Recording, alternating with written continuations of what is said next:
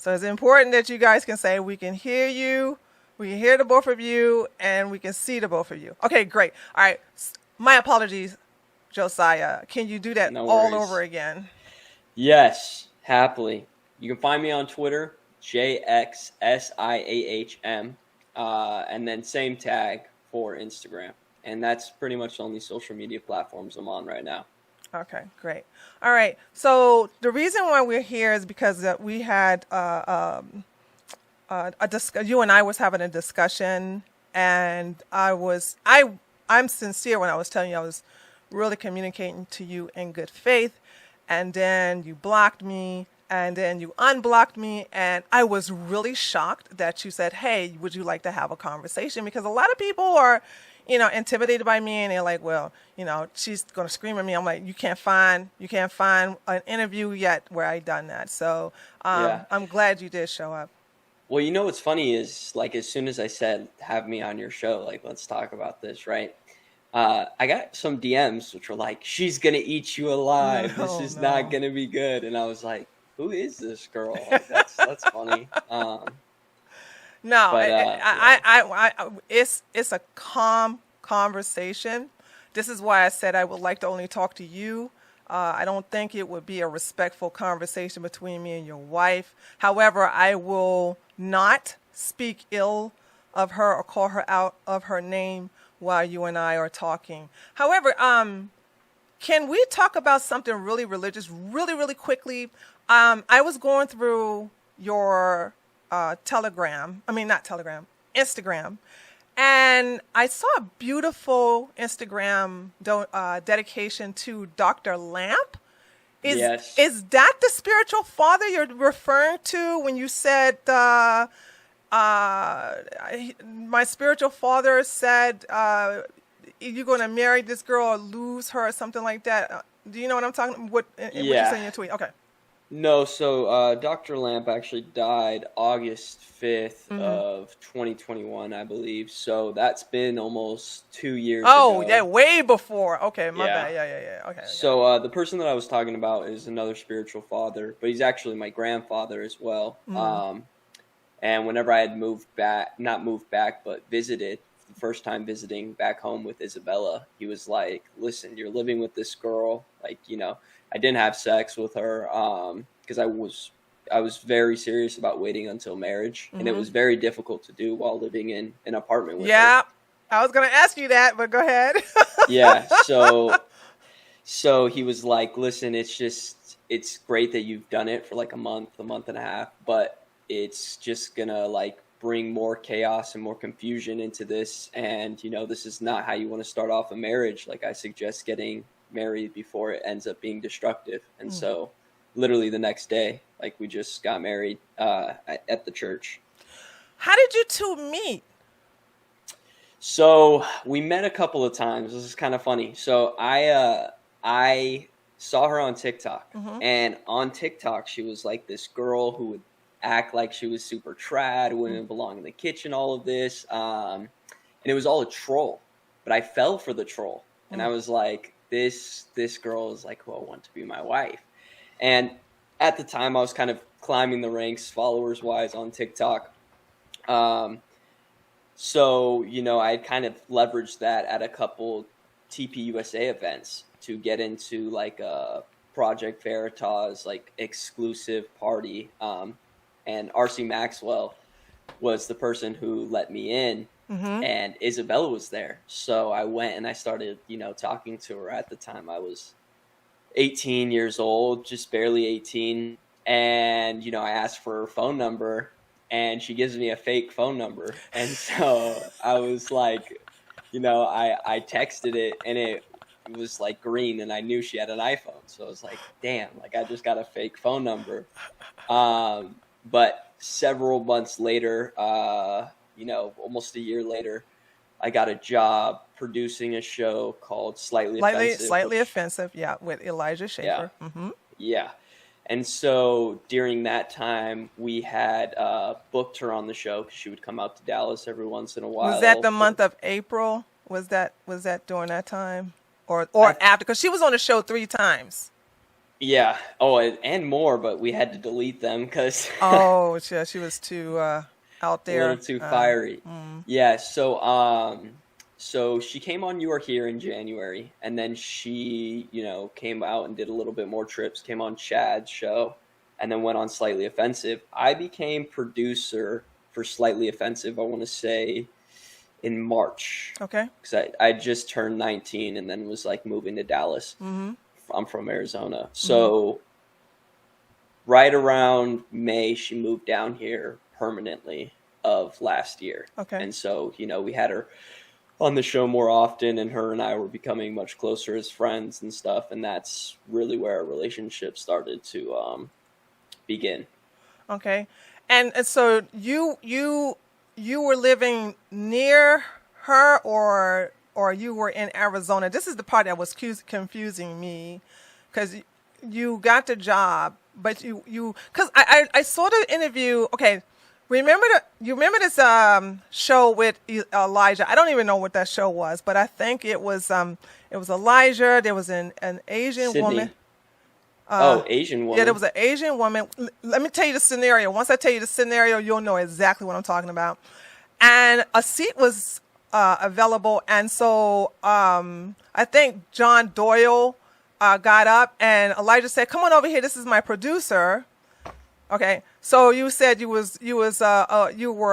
memeing and doing things, and Elijah liked it, and then he offered you a job. I may be making it very simple, but he offered you a job, and then you moved from Arizona to Dallas, Texas. Right. Yeah, so that was the I'm Doing Great podcast, which is no longer a thing, apparently. So rest in peace. But yeah, I had a anonymous account called No Context Schaffer. And at the time, there were only two other No Context accounts, which was No Context John Doyle and No Context Fuentes. And so, I had kind of, after I started No Context Schaffer the third, and Elijah really started engaging, we saw like tons of them pop up. They started going all over the place. And Elijah gave me a lot of credit for that and for getting all these clips out there. And basically was like, hey, I need you in Dallas. My producer, which was Savannah Hernandez at the time, quit. Can you be here in like 5 days?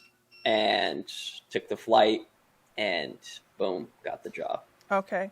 So how many, sorry, my electricity is storming down here, so my electricity just went in and out. Is that why it went black? Yeah, that's why it went black. Okay. But I have everything on a backup battery, so the important things don't get cut off when I'm live on air. So thank goodness. So you'll hear some security systems ringing and everything like that to let him know that it came back on. So how many months did you guys? Wait. You guys, who asked who out on a date? Cause you left off where she gave you she shot you a blank number. She shot you a fake number. Yeah. Well, how did you guys get to the point where you start knowing each other? So I had booked her on the show, and she was new to Texas. She decided to move here after she broke up with her boyfriend, and she had broken up with her boyfriend a couple months before she had moved here. But the one in New York? Yeah, and didn't get out of the lease. Oh. So it was like they weren't together, but they were living together, and she made the split to Texas. And so I would book her on the show, and then after the show, we would go eat, and sometimes we would come back to her apartment, and like hang out by the pool. A couple other friends from the industry live somewhat close to here too. Red Eagle Politics, the KGB boys. So we would, hang out with them, and then I want to say in July, right next to July 4th. I was going down to go, so I lived in Frisco at the time. So I would drive to where we're from, Saginaw, which is like 45 minutes to come hang out with her because I liked her, but she didn't know this. And we were just friends. Hold on, stop. You drove all that way and you think she didn't know you liked her? Yeah, no, she really didn't know. How do And you know I she did not know? Joshua, you drove yeah, 45 minutes to see a girl who you asked for a phone number the first time. She shot you a yeah, blank, okay? yeah, You booked her on a show for the second time, okay? And then you right. still pursued her and you spent some time with her. You mean to tell me you don't think that she did not know that you were interested when you basically decided to come and see her again by driving 45 minutes? 45 minutes is not a quick trip. Right, right. That's a distance. Yeah. Well, I had little ways of like covering it up, right? So, I would not tell her that I was just coming down to come see her. Okay. So I would come down and I would go see Taylor Hansen. He had a vape shop, so I would stop by over there, go talk to him, hang out with him. And then I would kind of like, oh, hey, I'm in town. Do you wanna hang out? Do you want to go grab a bite? So there were like those types of instances towards the beginning, but that really started to change more and more in the later half of June. Right. So Because we I had saw a like, picture of you guys. Y'all went at a protest, and that was probably the first time you guys like put each other on. But you didn't say that you was in relationships. But I guess you weren't in a relationship during the month of June. Okay. no, we weren't. You We just still guys went weren't. to that protest together with Elijah and some other people. Yeah, Okay. Elijah and Sarah, we went Okay. there. So me and her went together, and then Sarah went separately, and Elijah went separately. And Elijah, for some reason, was being really weird during this protest, where he like wore a mask and didn't I want us to saw it. like look like we were associated with him for like literally, I don't know, 3 hours of the protest. He was acting like we were strangers, which was weird. But after that, we went and got Chipotle, and I consider that definitely the first time where I was like, I really enjoy hanging out with her and like could definitely see a future here. That was not the case for her, and How do there's you something know?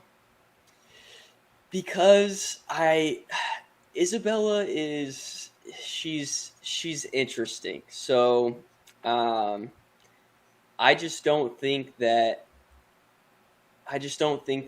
she had liked me at this moment. I think it was more, an opportunity to go record protesters, go hang out with a couple of friends from the industry, and that's more of what it was for her. Okay. I guess we can move on because I still don't. I hear what you're saying. I'm trying to figure out like how do you know she's not interested? But okay, I'll take your word for it. I do believe that she was playing coy. But okay, June, y'all went to Chipotle and there's that. Yeah. But okay, and then come July. Okay. So it's July 3rd. I'm driving down to Saginaw to go play pool at a bar with my friend Taylor Hansen. This is after recording a live stream, a Saturday night shit stream with Elijah, and I think Alex Stein as well. And he was supposed to come down with us, but the stream went a little bit over, so he wrapped up and went home. So I ended up taking off to Saginaw, same spot where Taylor and Isabella happened to be. And Jorge Ventura was also in town, so we were just gonna go hang out. So I start driving over there, and Isabella texts me and is like, "I'm really sick. I don't know how I got so sick. Like I can't stop vomiting." And I'm not the type of person to like hold a girl's hair back as she throws up or anything, but there was this weird feeling, and I was like, okay. You would if you care about her, and you obviously liked her. So yeah, you wouldn't do that with some random girl, but you would do it for her. No, I still didn't hold back her hair You while let she her was throw up puking. in her own hair.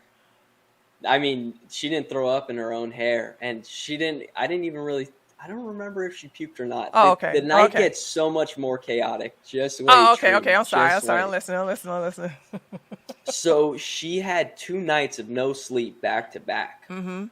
And there was just something off whenever she had sent me this text, and she said she was super dizzy, like spinning or whatever. So I was like, okay. So I called Taylor. I was like, hey, I'm going to go check on Isabella and then I'll come.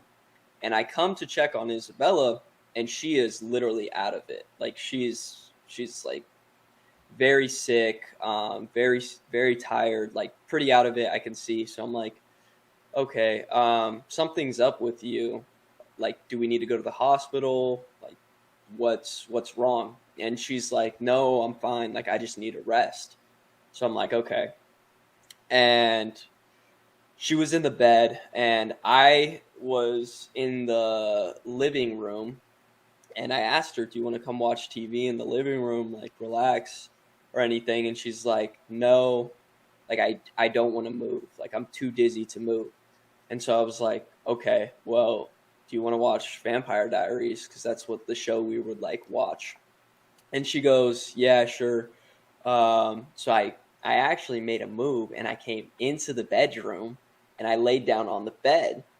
But you know, whenever I had talked to her, she was like, oh, I'm wearing a bra and underwear. So I didn't get underneath the covers because I didn't want to tempt myself. So I grabbed my own blanket from the living room, and I brought it into the bedroom with my own pillow, and I laid down, and like we watched TV. I know it sounds so like she's so desperate, right? No. Oh, okay. It is. She No, was so, it didn't sound like she's desperate. It's like, what was the point of telling you why she? It's kind of funny. It's kind of cute too, but it's funny. Like, I'm wearing a bra and panties, and I'm like, but you just laying there, and and so you said you went and got your bed. So, okay, no, okay. Right, and this is so out of character for Isabella because she is. I don't know. No, 100%, 100%. It's so out of character. So she's like never somebody who, you know, like very private, you know, had never given any of those signs before. But she was so out of it that she like didn't put clothes on and was, you know, because she was so sick. And so I had grabbed my own blanket or whatever. The house had smelled like puke, so I took out the trash. And it was I honestly do not think it was like some move or some like trash. No, I don't agree. I don't think so either. Yeah. So she lets me know. I grab the blanket, right? I lay down. I wake up at 4 a.m. to her spitting on me. And I'm like, what the fuck is going on? So I get up and I like start cussing her out because I'm so pissed because I'm getting spit on. And I'm like, Isabella, do you think this is fucking funny? Like, why are you spitting on me? And as I like gain consciousness, I see that she's literally having a seizure. And so I'm like, oh shit, she's having a seizure. So I go and I grab my phone and I call 911 and I'm like, hey, like this girl that I'm staying with is having a seizure. And as I come So you never knew what to do with someone who's having a seizure. You never. Well, I threw her on her side so that she didn't. Okay, good. Yeah. Okay. Yeah. Good. That's good. So I like rolled her and then I went and called so that she didn't like swallow her tongue or choke on it or whatever. And got to see her in her bra, so that was cool. And then as I'm on the phone with 911, I walk into the room and she's like gained consciousness all of a sudden, and she goes, "Who are you? Get out!" And she's like starts trying to kick me, and I'm like, "Mother." Like I'm on the phone with the cops, and it sounds like I'm breaking in. No! You know, she's in her bra and panties. Like this sounds fucking weird. So I hit mute real quick. I said to the cops, like, "Hey, she's just regaining consciousness. You know, she's out of it. She doesn't really remember anything. I'm gonna make sure she's okay." So then I mute it, and I go and I sit right next to her, and I just held her, like I hugged her. And then she like really hugged me, but her hips wouldn't stop moving. Like she couldn't stop shaking. So her legs are going like back and forth. And And she's like saying things, doesn't really make too much sense. I'm just like, it's going to be okay. It's going to be all right. And then the EMT comes, or, they have this ambulance, and they come inside of the house, and she, they're trying to have her put a shirt on. And she's like, stop, you just want to see my boobs. Like, you just want to see my... Isn't that the point of putting on a shirt? Right, but she's so out of it, she thinks they're trying to see her boobs by telling her to put a shirt on. Okay. And it was kind of like funny because she was just like being so feisty, but in the most stupid way, right?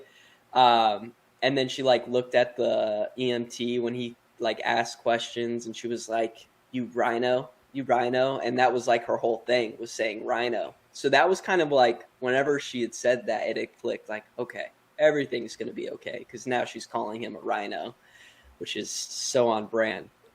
So she goes down to the ambulance, and I go with her, and I stayed with her for like 4 hours. So this is literally July 3rd. This is the day of July 3rd. And till, from 4 a.m. to like 10 a.m., right around that time, 9, 8, whatever, she's in the hospital. And then I'm like rubbing her back whenever she's in the hospital. And as we leave the hospital, I take her back to the apartment, and we like held hands. And that's what I consider like the first time that we really became a thing. Okay. And then that day I had stayed the night again to make sure that she was all right. But July 4th, I had a party with Elijah Schaffer, John Doyle, KG, like all of those people. So then, I stayed with her one more night, and that night I had woken up and I was making out with her. I really don't even remember what had happened. I woke up and I was kissing on her, and that was like our first kiss. Yeah. In her bed? Yeah. Okay. And did you left later on, or you just stayed, or? Yeah, so after that I woke up, I was kissing her, and then I fell back asleep, and then I woke up again, and like her parents were calling her, like, what the hell's going on? Are you doing drugs? What's happening? Why do you have a seizure? Her parents had like called the cops because she hadn't responded because she was sleeping. Mm-hmm. And we had like a cop knock on our door at like 11 o'clock the next day, and was like, oh, your mom called the cops because she wants to make sure you're all right. Anyways, that was like a whole chaotic mess. So, then I go to the boys, Friday, or July 4th party. And yeah, that's how things started. I would move in with her about in August after. Yeah, I was gonna Holly, you know exactly what I'm gonna ask, because we noticed that your TikTok videos were the same background as hers. So we, me and my assistant Lily, we kind of put it together that you moved in and everything like that. And so my question is, when you move in, why keep it private? What do you mean keep it private? Like, you did not announce that you two were in a relationship. You or her. Neither one of you, like, yeah, we are a thing. Yeah, this is my man. This is my queen. This is my whatever. Y'all Sure. didn't say anything. Yeah. Yeah, I think that at the time, we really were just putting I was putting a lot of emphasis on keeping our relationship private. Because Why? I know how people, especially whenever you're in the spotlight, can come in to like a relationship and like just chew it up. And it was so fragile and new at the time that I was like, hey, like, until, we get married or whatever, like we figure things out, I don't want to like tell the world that we're a thing. I want to keep it pretty private. So we kept it private for a couple of weeks. I'd moved out of where I was staying in August, officially later half of August.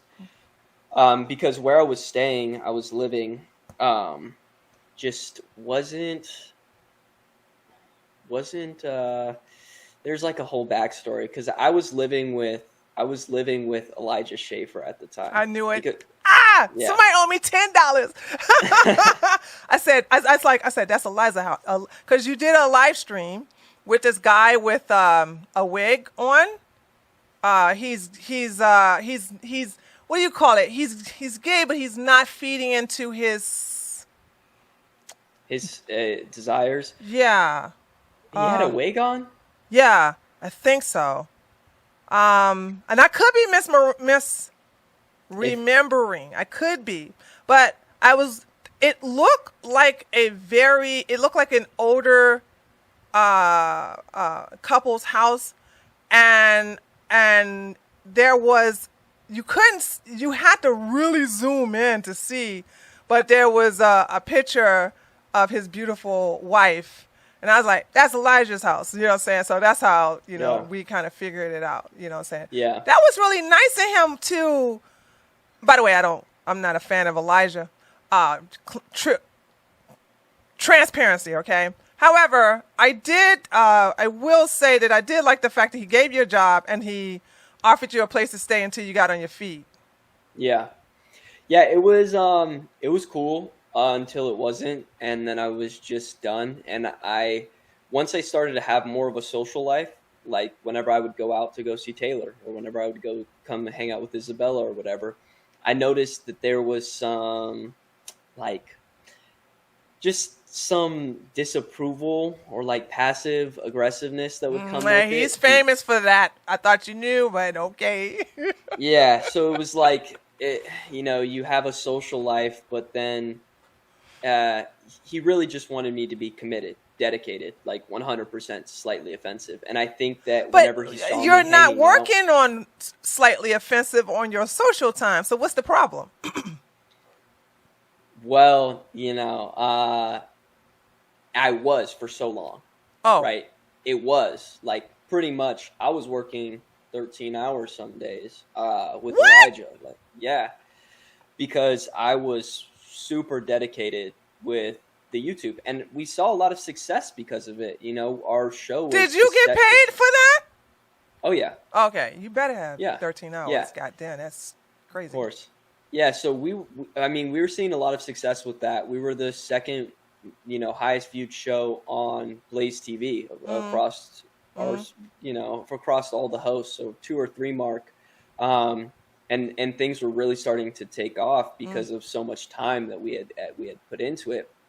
So as soon as things kind of started shifting, I think for Elijah, it felt like things were getting out of his control. And so he may have like started to want to like hone things in.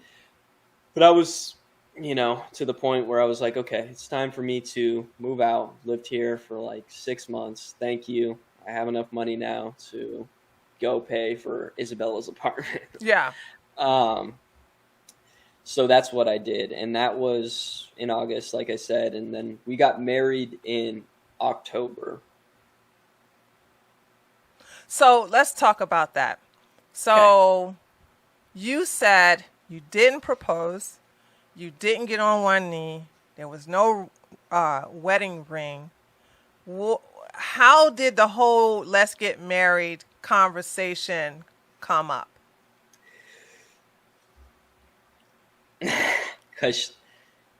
Because she and I wanted to have sex. Right. And I was very clear, we're not having sex until we're married. So being the man, right? Because this is so rare for a man to be the one who says, oh, no, I'm not going to have sex with you. Most of the time, it's the girl who goes, no, I want to wait. I don't want to have sex. Well, you're Christian, though. Yeah. Yeah. You can't put yourself in that same, in like a shoes of a woman who's not, what is the term that I like to use? The son of the cloth. Yeah, you're just not. You can't compare the two. Hence why I asked you the question on Twitter. I was like, "Were you still a virgin?" Because she obviously we know she was not a virgin. So with you being one and that temptation there, you know what I'm saying, I can tell that you do live by your faith. This is not a grift for you. So obviously you're not going to, although that would be a good challenge for any woman to get a Christian man to break his Christian values and morals by actually, I don't even know if that's a sin. Is it? Well, it is a sin if you're not married, right? So I guess you to actually fornicate without being married, right? Right. Yeah. Yeah. It would be a sin, and I had seen the industry, and I had seen what the men had become because of not being disciplined whenever it came to sexual immorality. And that was very concerning, and it raised a lot of red flags with a lot of people in this industry. And so it was very important whenever I was 18, whenever I was 17, whenever I was 16, but it was probably 10 times more important after I had kind of tasted the industry, because I knew, man, if I let go of this, if I lose control on this, and I give the devil an inch, it'll turn into a mile, and I'll start cheating on my wife, or I'll start becoming addicted to pornography, or this or By that. having sex? Yes. Okay. By having sex out of marriage, yeah. Okay. Yeah, and in the Bible, it's descriptive with what sexual immorality is. It's a sin against your own body. So it's I agree with you. I told you, I grew up Christian, so yeah. I'm familiar. Okay. So I tend to think of it like the spiritual realm. Mm-hmm. And whenever you lust, whenever you're looking at pornography, whenever you're masturbating, any of those things, it's like in the spiritual realm, you're taking a knife and you're slitting your wrists because it's self-harm. So I had looked at this as, man, I'm just getting started in this industry. I'm just getting started right now. Why would I take a blade to my wrist and start this sexual immorality? It was very important that I was not self-destructing, so that I could set myself up for the best and I could look out for my career and my future. So whenever Isabella had me tell her no, she was like, this has never happened before. This is not a thing. So I think that showed her, not only did me being there during the seizure and protecting her and making sure that she was okay, show her that I have the attributes to be a protector. And it really woke up for her at that moment. She really saw that. But then also seeing the discipline and the practice behind the preaching was another thing that really showed, okay, like he's meaningful to these things, like he has reasons. It's not religion. It's because he's calculated and he's, has real reason and real faith behind this. And Isabella was actually an atheist at this time. Yep. I still believe she's an atheist, but we'll get to that in a minute. Okay. She was. She says she's more agnostic than atheist at the time. Yeah. Yeah, so she was. And so we're dating, and she's not saved. And this was really hard for me because hold on, I'm sorry. What is saved to you? Saved is knowing that you're a sinner. It's being aware that you fall short, and it's repenting, pleading the blood. But more importantly, like it says in Romans, it says that for with the heart one believes unto righteousness, and with the mouth confession is made unto salvation.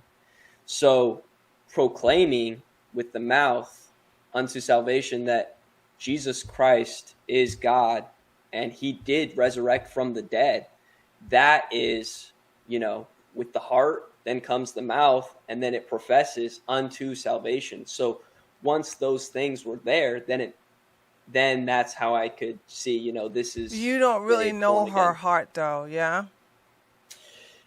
So I would say, like, generally, yeah, you don't know somebody's heart. But Isabella and I had fought about God so much because she was like, I will never tell you that I'm saved just because I want to make you happy.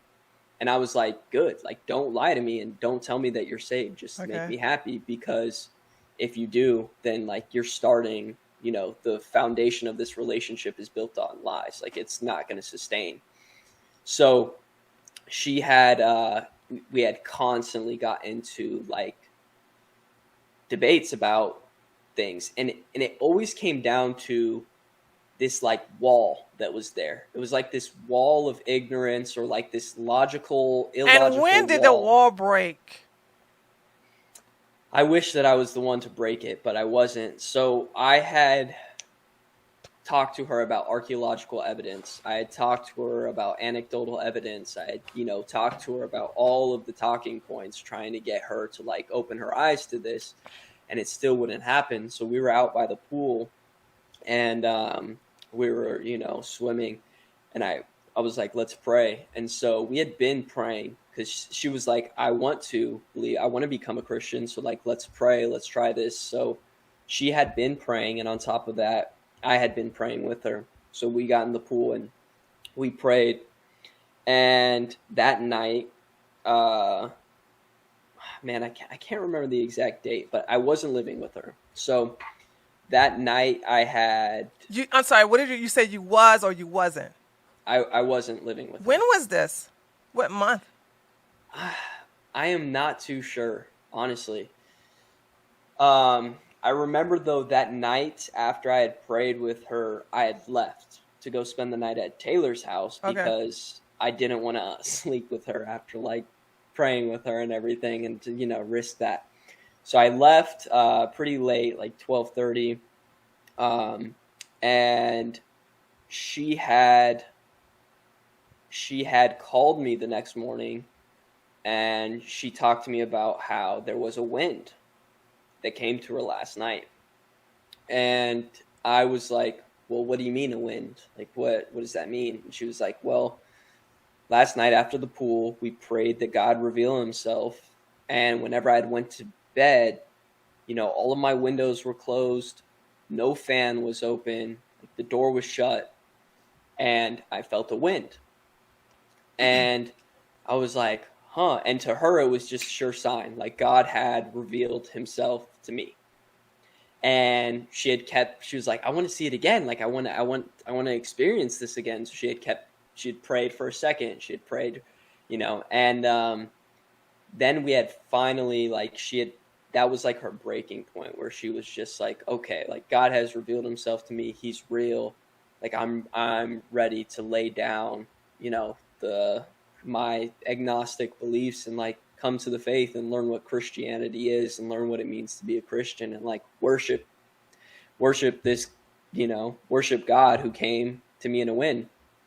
And this story kind of rounds out whenever we went back to Arizona, and my grandfather, who had talked to me about the destruction if we didn't get married, he had asked her, what makes you think you're saved, right? Like, what makes you believe that you're a Christian? What happened to you? Like, tell me your testimony. And she had told him, like, a wind came to me and I don't know what happened. And my grandpa literally opens up to Acts 2:2, and he goes, that's all I need to hear. And he opens up to Acts 2:2 and he reads about how a mighty wind came and it was the presence of God. And then he goes to like John 3 and he talks about how the Holy Spirit revealed himself through a gust of wind. And he goes, see, what happened to you is not something that's new. This has happened to other people before. And my grandpa talked about how a wind had come to him too whenever he was newly saved. And it was a way of God revealing him. So it was kind of like this, my grandpa, who's had a church, he's been the leader of a church since I was born. He's going to make sure that I'm not marrying a pagan. And so he like does this vetting process with her. And along the way, her mind was blown to the point of tears. Like, she broke down and started crying because when my grandpa had read that to her, she was like, a light switch turned on, and it was like, that's it. That's the vetting process is reading that passage. I mean, it was the vetting process was what makes you saved. Okay. What makes you think that you're saved, and that the question. And her answer passed it. Okay, got it. Yeah. So. I guess I'm so glad I asked you that, because I guess our definition of saved is different. So and I just want everybody to know, transparency here, I am an atheist, agnostic atheist. You can just agnostic, atheist, doesn't matter. But when I was a Christian, being saved was, of course, believing that Jesus is the Son of God. He was sent here to wash us all of our sins, but we must get baptized. Okay, and then you do communion every third Sunday. So that's what saved, because a baptism was such and this could be a black thing, okay, where I'm just being serious, like, it was a huge celebration. Like, the church had the pool upstairs, and then down in the basement was all the food and the band and the tambourine, and everybody in their church robes. Everybody had to wear white. Everyone had to wear white, and we had to wear a towel over our head. And we'd come down and you put the oil on our head and everything, put us in a every time you dunk us into the water and pull us out, everybody just scream. It's a huge thing. It was a huge thing. Like, everybody's like, yes, God, hallelujah, blah, blah, blah. And then of course this next Sunday school, not Sunday school, the next Sunday service is when you get to come up in front of the church and everybody clapping, blah, blah, blah. That is what, maybe it doesn't have to be all of that, but I would think baptism would play a part of it, because aren't you baptized? Me? Yes. Yeah. So, I'm not buying. I mean, no disrespect to your grandpa at all, okay? Sure. That's how I consider someone born again, because she can't even do communion. No, she can, and she's taking communion. So how is she, maybe something's different? How is she able? Is it a different doctrine? Go ahead and tell me. Yeah, it's a fundamental disagreement between Baptist and Southern Baptist. Even though we're non-denominational, we still lean towards Southern Baptist. And what you're describing is baptism, right? Like the denomination Baptist, right? Right.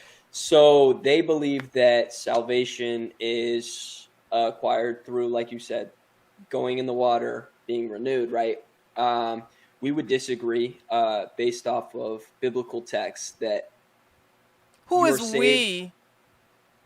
My church, my community, like the people who don't believe in baptism as so you guys, you're baptized and you don't believe in baptism to be born again. I don't believe in baptism as a salvific error, right? So we have like the thief on the cross, right? So he's somebody who's on the cross with Jesus, and this is a basic comparison, or a pretty basic example that we talk about. Jesus was there though. Right, so Jesus is there on the cross, and he goes, you're going to be the first one that I see whenever I enter heaven. Now that person who's on the cross, he had never been baptized. Yeah, but you didn't hear me. Jesus was there. Right, but why would Jesus contradict himself? Well, I don't want to get into that. Actually, we could probably have a part 2 in reference to Bible story. I don't want to get into the weeds of that, because I do have an answer, but that's going to go into another question and another question. Right. So we'll stop it at there. So she's not baptized, but she can take communion. Right. Is she a member of a church? Are you two a member of a church? Yeah. Okay. When was the last time she's been in church? Sunday. This past Sunday? Yeah. Why doesn't she act Christ-like? Why doesn't she represent the spiritual armor of Christ? In what way? in her behavior, in her demeanor, in her actions, all of it. I look at you, I look at her, and I don't see the same. Let me just say this. I'll use the scripture. I don't see how you're equally yoked. When I look at you, I see that you do live by your faith. Okay? You do the things that you say. People who are, anyone who may be a lost soul will find Christ through you, not her. So how is that? How is she the whole Christian thing and she don't even live by it? So I would say that she does, because I know her, right? So you know her Twitter, you know her LFA. Aren't you supposed to? Okay, hold on. Do you consider Jeffrey Dahmer a Christian? I have no idea, but do you know who Jeffrey Dahmer is? The cannibal? Yeah. He killed people. Yeah. So you don't. Why don't you consider him a Christian? Well, because I haven't seen him repent or anything. So you got to see somebody. You got to see everybody repent in order for them to be a Christian.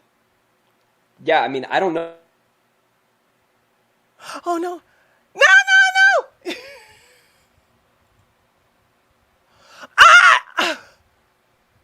Hold on.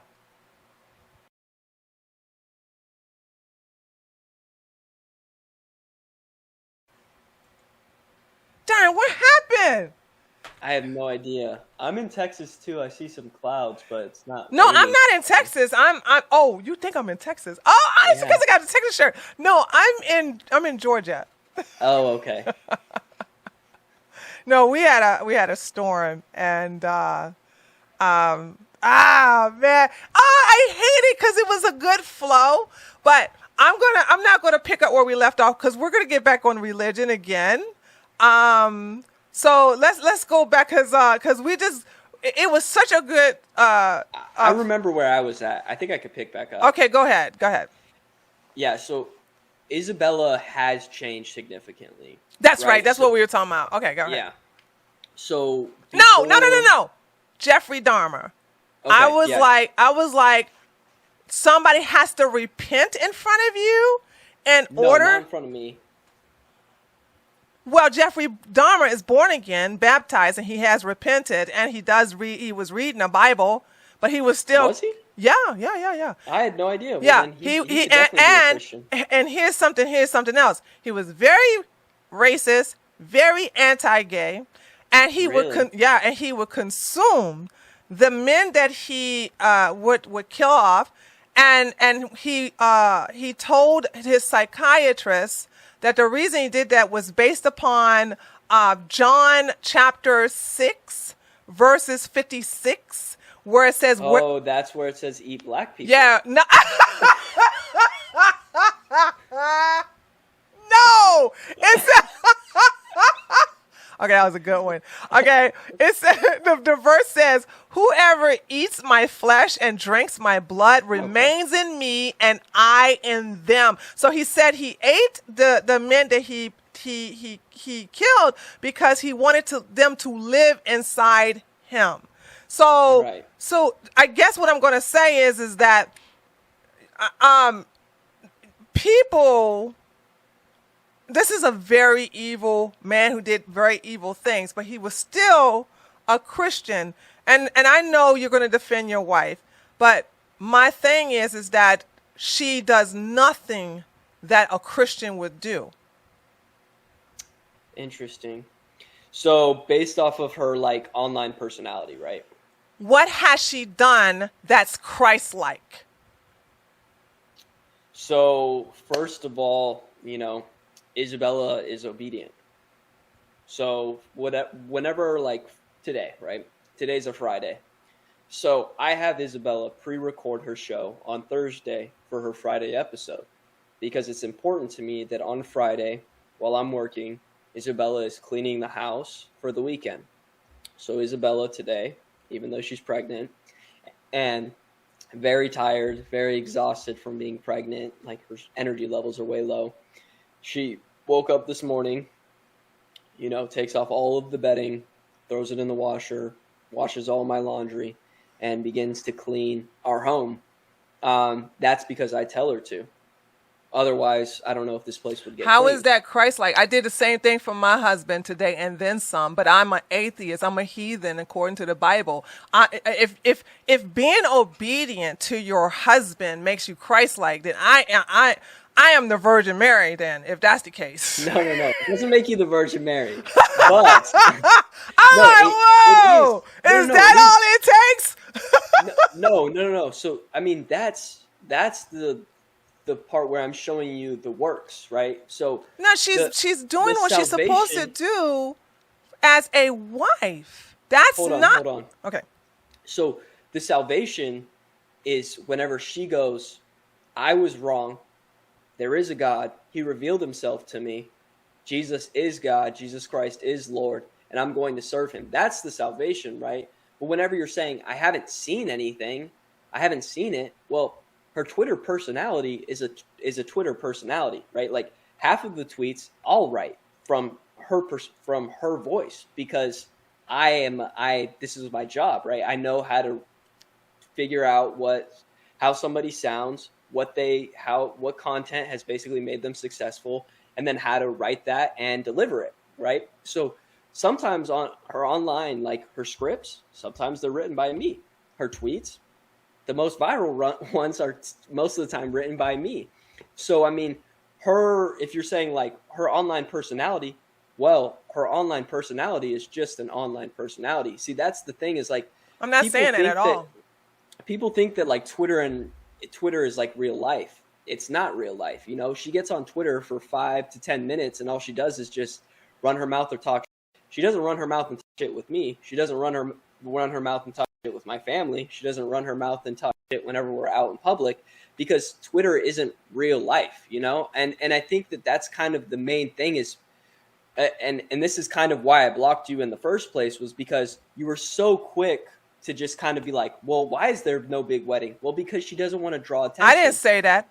I didn't. Don't do that. I did not say why wasn't there a big wedding. I said, why wasn't there a big wedding? And you answered and you said, well, because obviously she doesn't want to draw attention. No. But hold on. Yeah. Go ahead and read, because I don't want you to that doesn't even sound like something I would say. Well, unless somebody else is writing your tweets. That wasn't me. That wasn't me. But also, okay, still, you blocked me for nothing. I was talking with you in good faith. So I never said anything derogatory towards you. I didn't call you out your name.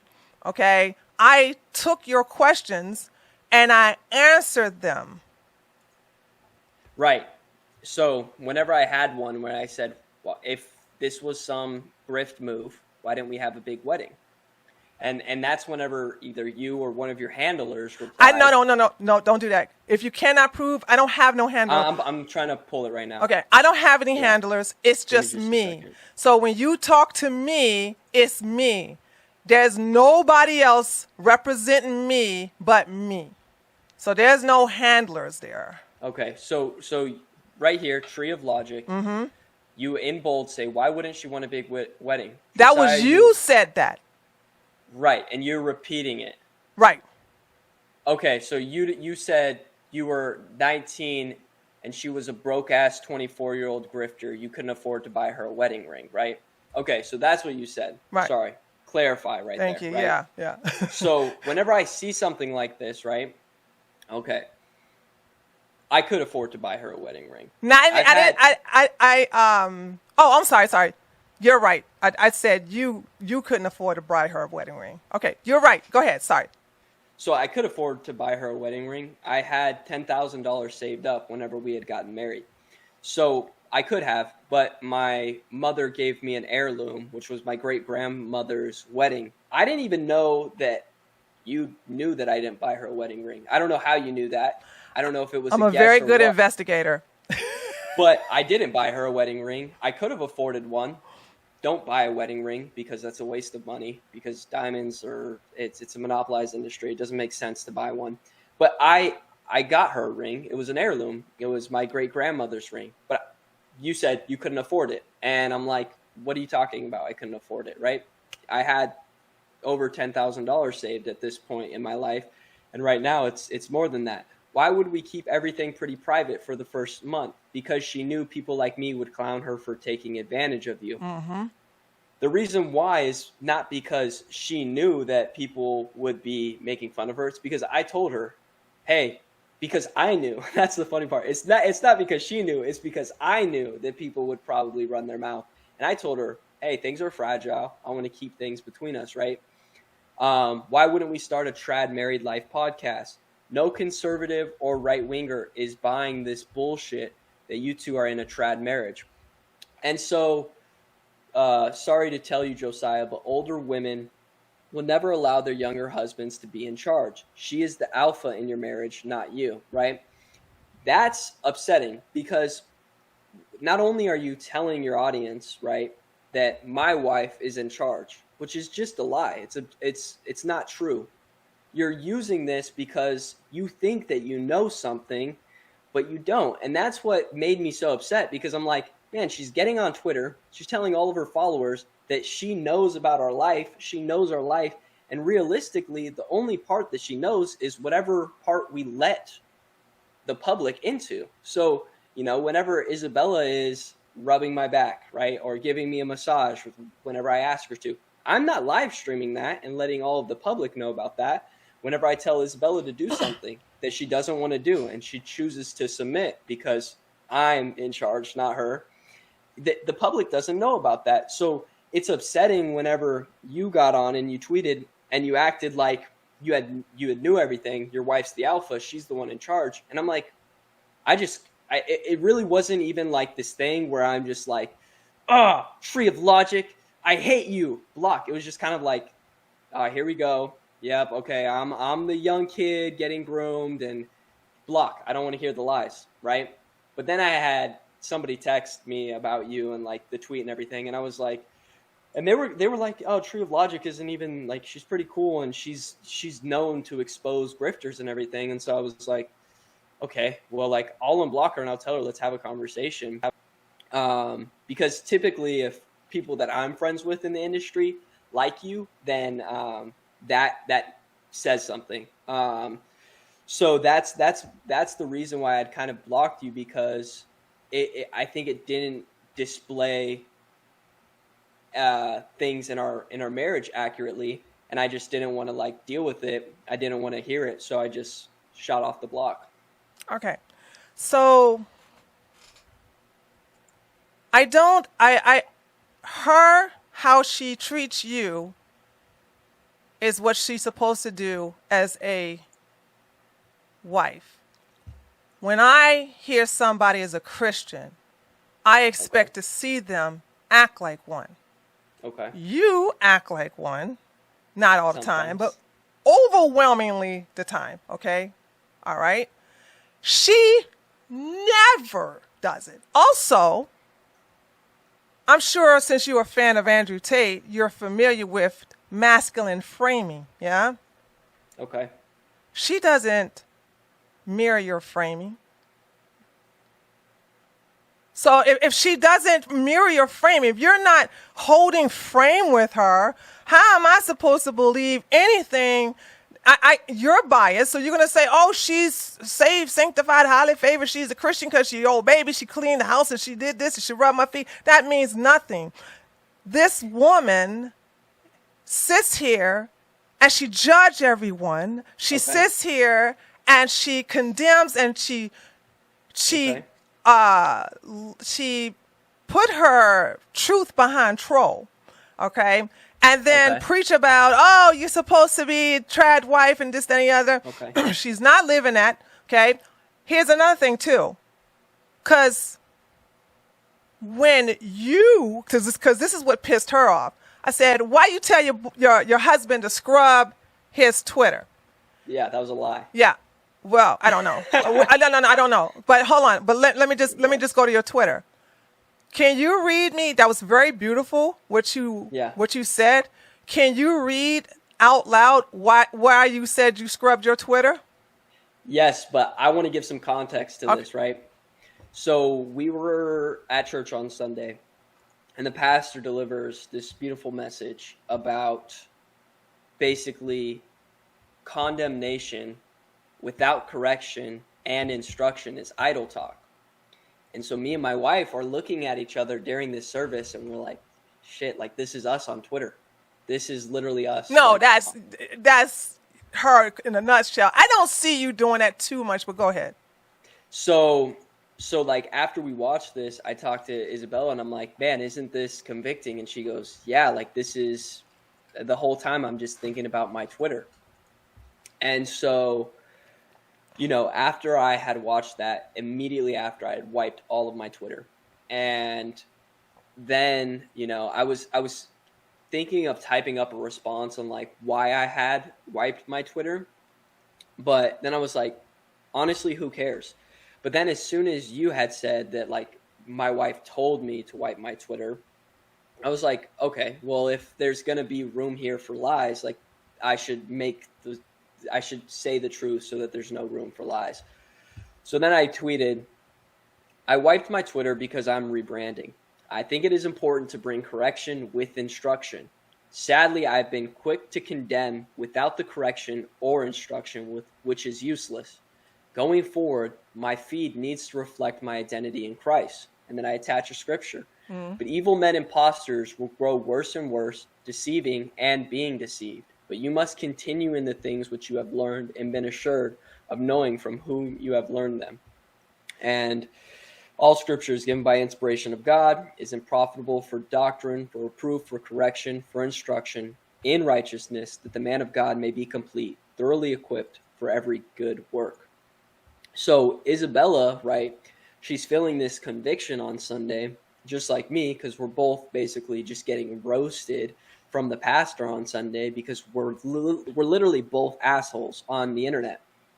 And, you know, after that moment, she was like, okay, like it's, you know, I talked to her. I was like, you know, you need to start, if you're going to bring correction, if you're going to bring condemnation, you need to make sure that it's with instruction and scriptural backing, right? And then I see her like beefing online with like all of our friends. She's like, you know, beefing with Lauren Chen and everything about her my best buddy, because that's how I got involved with Rebecca, aka Blonde. I love that woman like my sister. Who is it? Blonde, Rebecca. That her nickname is Blonde, Belly of the Beast, Blonde in the Belly of the Beast. That is a beautiful woman who has a baby, lives a trad life, and she doesn't monetize it, brag about it. It's just a way of life. It's not something she's like condemning other people like, oh, I'm trad wife, I'm better than you. This is not a lifestyle. I don't think Isabella said that. She didn't say that. She is presenting herself as that on her Twitter.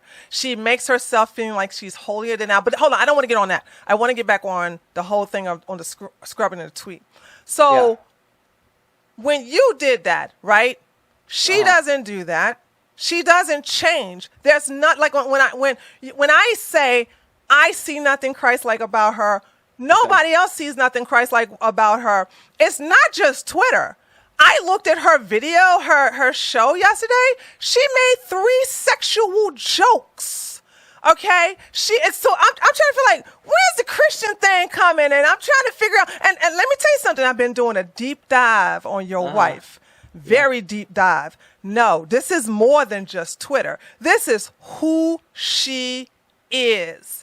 And so the fact that she is alpha, as you can tell, I am too. And she doesn't even hold your frame. She doesn't even reflect who you are. You both are not equally yoked. You're going about your way, living as Christ wants you to. You know, you're very sincere in trying to get people to come, you know, follow the right path. Nobody's going to get that from her. Not one person. No one's. If anything, she's basically repelling people from Christianity because this is the reason. Do you know who Nick Fuentes is? What do you think about Nick Fuentes? Yeah, I know who Nick Fuentes is. You like him or no? I don't watch him.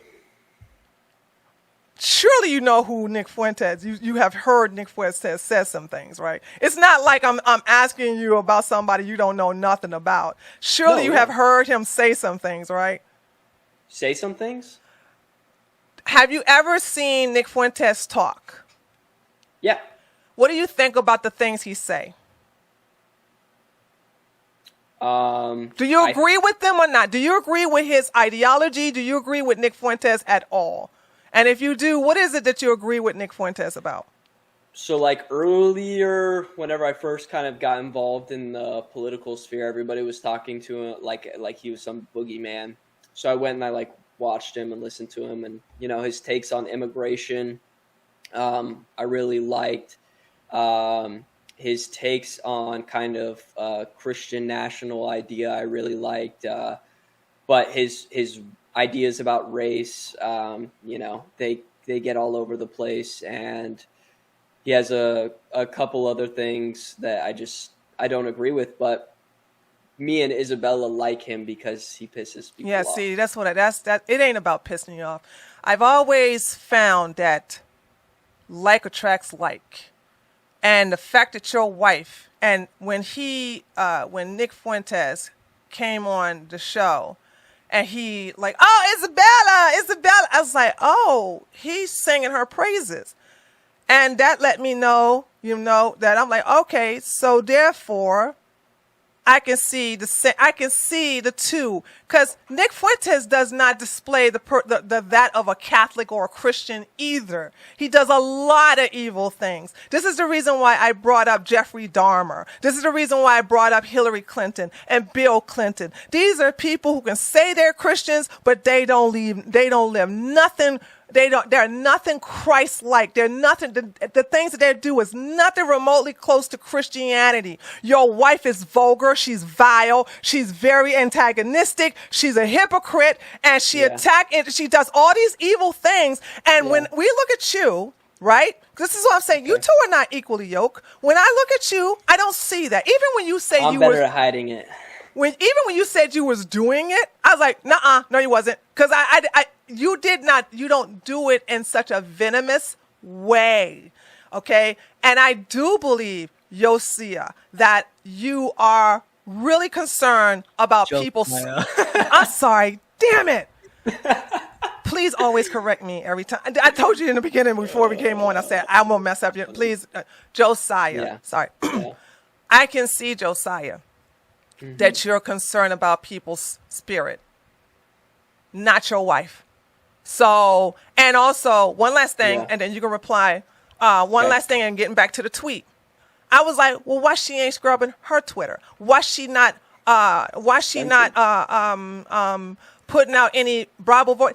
And I checked the Twitter.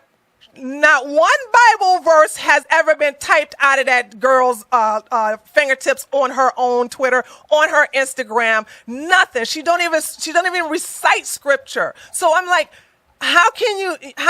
you cannot blame me and probably 99% of the world who watches her to believe that she is not a Christian, because there's nothing Christian or Christ-like about her.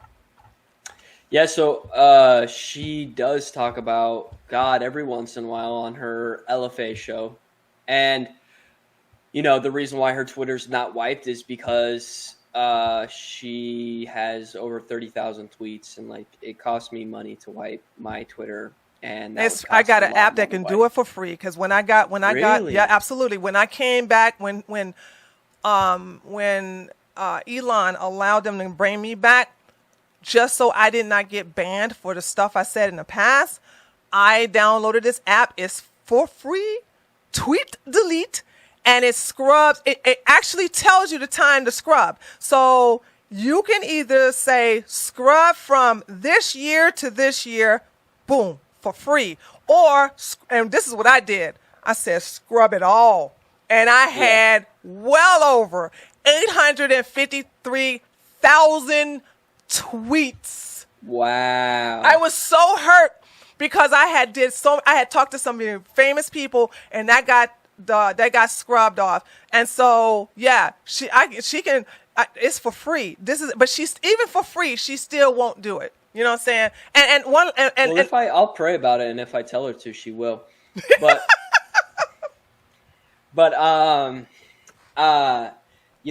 Isabella, like I said, she's very new into the faith. And for her, she's very critical about making sure that she gets things right. And she doesn't speak about things that she feels stupid like talking about, right? And sadly, I think that she's still, I think it's been a couple months of being saved, right around 7 or 8. And how long does it take? How long does so like, for instance, how long does it take for somebody like me? No, because I have seen people be saved and they do a 180. Your wife is the same person. I'm telling you have to stop saying that. She's not. She's objectively not the same person. You can't tell me what she does to you when I don't see what she does to you. I don't see her rubbing your back. I don't see her cooking that. And by the way, none of that has nothing to do with her being Christ-like. I said I do that all the time. That doesn't make me a Christian. Yeah. I can say that because I am observing her actions. And you said only on Twitter. No, I'm observing her actions on social media and on Censor TV. On like I said, I looked at what is it called? LFT? LFA. I looked at that yesterday. Sexual jokes. She made 3 of them. And I'm like, that's a Christian? So I'm like, oh my gosh, I make sexual jokes all the time. Yeah, when? I make sexual jokes all of the time. When? I just put out this tweet about if you jerk off, it's gay. That's not a sexual joke. That is that if you're a man and you touch yourself sexually, hold that's on. gay. Would you like me to tell you one of the? Hold on. It's also real. Would you like me? Yeah, that was a sincere joke. That was a sincere thing. Would you like me to repeat her sexual jokes? Yeah, but you have to do it like she does it, okay? No, I'm not going to even try to sully my image by pretending to be her. I will repeat her words. I will repeat what her jokes. Okay? She said yesterday when she was looking at the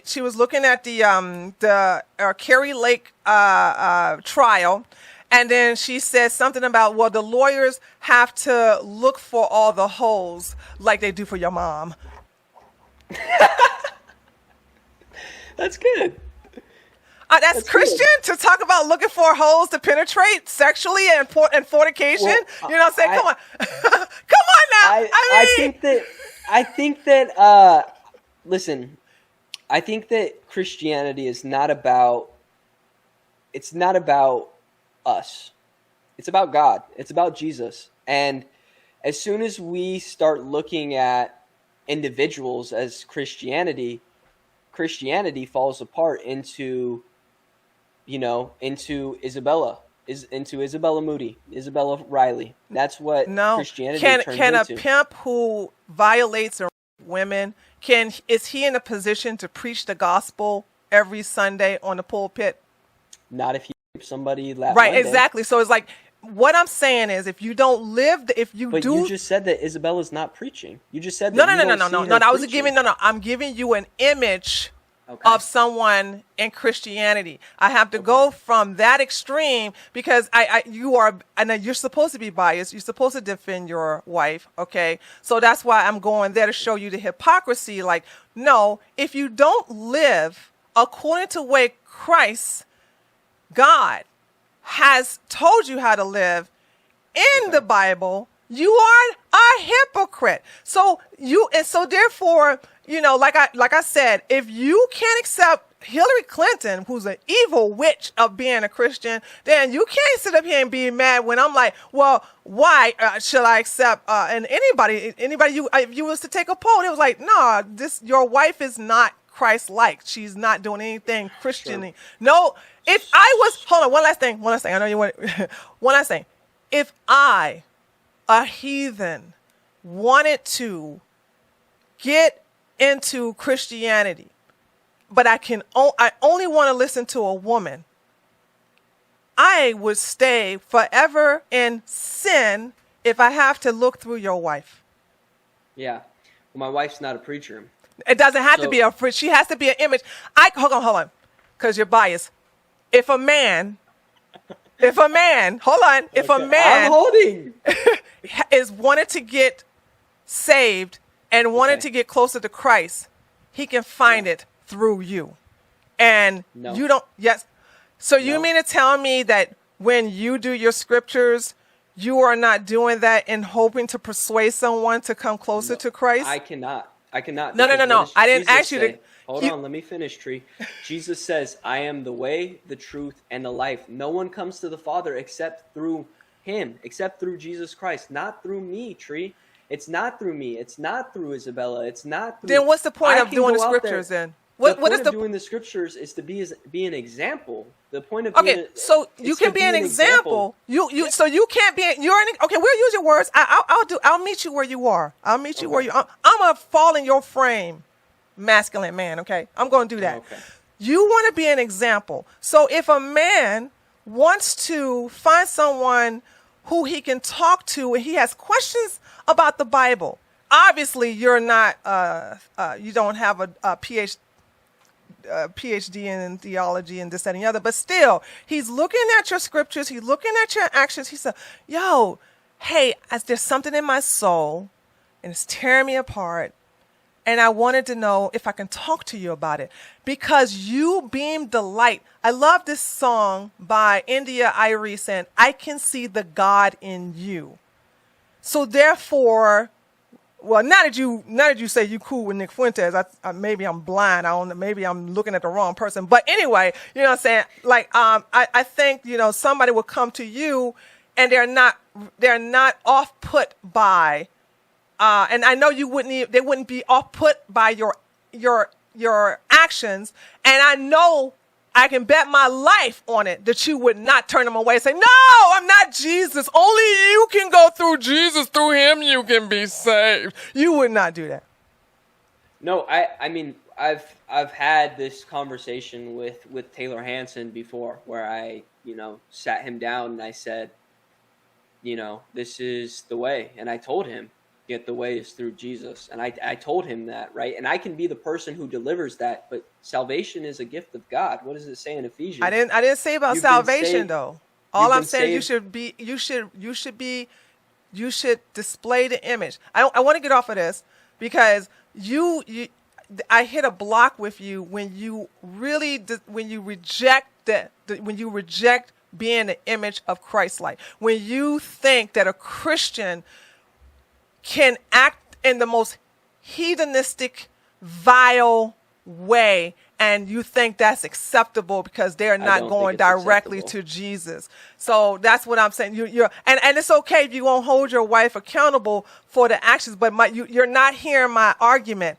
If I was looking to go to God, I would find it more through you than her. That's all I'm saying. All I'm saying. And I'm the leader, Isabella is. She's not holding your leader. frame. I like Andrew Tate, right? But this is kind of like one of those things, right? I don't know what you're talking about holding frame. I don't know what that means, right? Okay. For instance, right? This is the holding frame that I'm talking about. Okay, go ahead. Isabella goes on Twitter. She runs her mouth, especially after Sunday service. She picks a fight with people that I'm friends with in the industry. And I tell her... After Sunday service. That's correct. Because Satan, we all make get mistakes. Behind me. Right?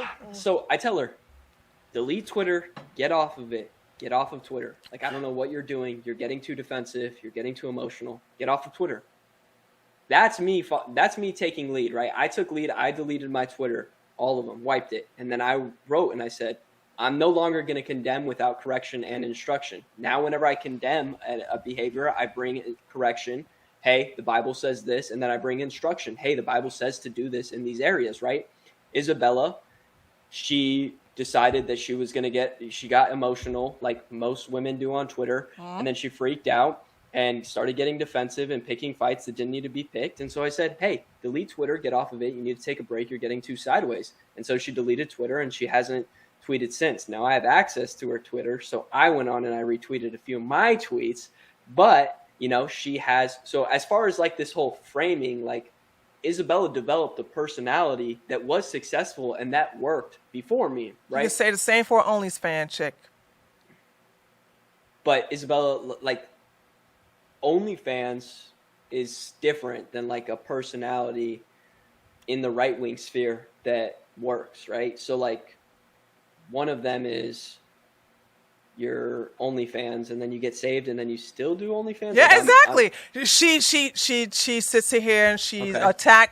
attacked other women, especially on the right. She is very vulgar. She cursed. She used a lot of Okay, profanity. Basically, she gets very nasty, very raunchy. But at least she don't show her tata. So okay, I guess I got owned. The thing about it is that it's just a different level of things that are not approved in the Bible, okay? So the thing about it is that cussing is not like talked about. Being vulgar to other people, attacking other people, that's approved. And like I said, me could be on two different Christianities here, but you're saying that's actually acceptable under Christ. That's Christlike. Jesus would do that, because that's how I measure things. I'm like, what would Jesus do? Jesus wouldn't do any of what your wife is doing. Jesus did curse. Yeah. No, I mean, Jesus would. I'm not saying that Jesus would do what my wife did, right? But Jesus cursed. He cursed people out in the church, and he flipped tables. I doubt very seriously Jesus said these words that your wife said. I doubt very seriously he called them. Obviously, he's spoken. Yeah, exactly. So can we just not go there? Can we not? Okay, but so, hold on. Like I said, I want to get off of I want to get off the Christian thing here. But here's my question. So you just said we're going to get married. That's it. You didn't do the proposal. No. I understand about the ring, this, that, and the other. And then, so why not wait? Why not? So none of that was traditional. Oh yeah, no, the whole, I mean, the whole like trad thing is kind of funny to me, right? Like TradCon, oh, I'm so trad, like you have social media. Like how trad can you be? And I think it's just kind of this thing to say as like, I'm married, I'm having children, and I'm a conservative. Like But that's not trad, because anybody, even liberals, can do that. But I just said you're a conservative, you're married, you're having children, like that. So the only thing that makes you trad is if you're just conservative doing the same thing liberals are doing as a wife? Doing the same thing liberals are doing? Like so you got a liberal, hold on. Right to kill you babies? Wait. No. You got a liberal. Okay. And you got a conservative.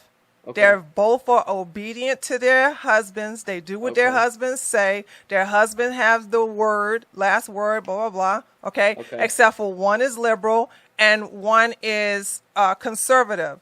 All right? So, traditional, TradCon is traditional conservatism.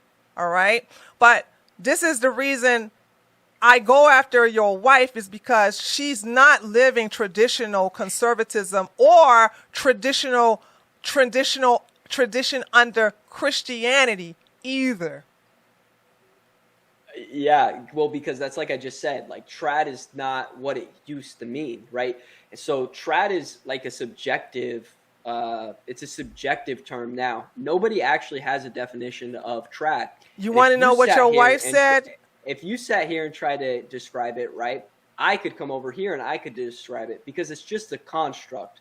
Okay. There's just this idea of what 50s traditionalism is and how do you implement that now into 2023, and nobody would be able to implement 1950s. Then why do it? Well, my friend Rebecca's doing it. She's living that life, and and the women that she attacked for doing the breastfeeding thing, they live it too. See, and here's the thing: like your wife is trying to give pregnancy, like baby advice, and she don't even have a baby yet. Okay, and so breastfeeding, she hasn't breastfed yet. You can't sit up here and tell seasoned mothers and condemn them for what they're doing. That's the problem with Isabella Riley Moody is that she wants to sit up here and act like she is sanctimonious, the same word Trump liked to call DeSantis, and sit up here and say, oh, you just want to, I just wait till I get home to just do it. If the baby cries, he'll cry. Like who the hell, you never ever had a child yet. You're pregnant and you're sitting here telling women who have 1, 2, 3, and even one of them had 4 children, you're out of pocket with that.